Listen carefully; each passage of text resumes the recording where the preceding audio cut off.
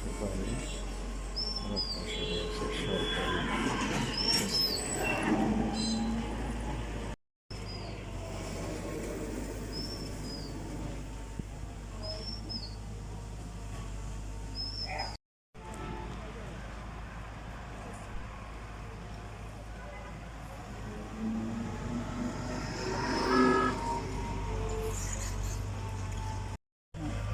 বেকু স্থাপন সমান কথা।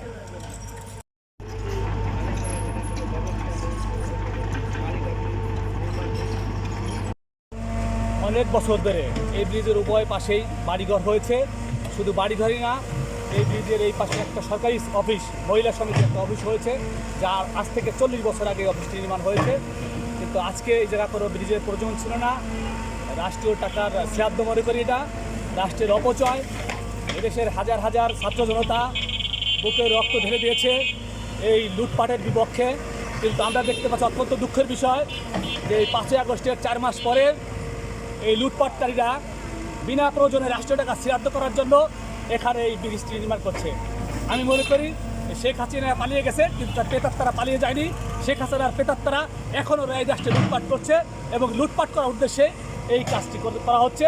এই কাজের সাথে জড়িত যে ঠিকাদার, এই কাজের সাথে জড়িত সরকারি যে ইঞ্জিনিয়ার, এদের শাস্তি দাবি করছি। একটা খাল ছিল এখানে, যেটা দিয়ে পানি হয়তো বা এই চকে নিষ্কাশন হইতো বা আসা যাওয়া করতো।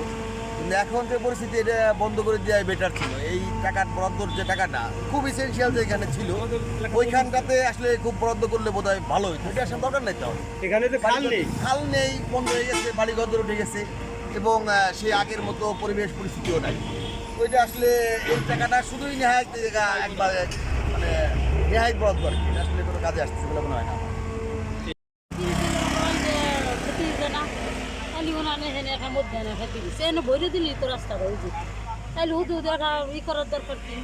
খাল নাই, কিন্তু ব্রিজ করতেছে। খাল নাই, কোনো বিলে দেন ওমড়েও খাল নাই, মুড়েও খাল নেই। তাহলে এখানে এই ব্রিজটার দরকার। দেখেন আমরা 2টা ঘর উঠেছি, গরিব মানুষ কত লোন মন উঠে এই ঘর 2টা মাছ করতে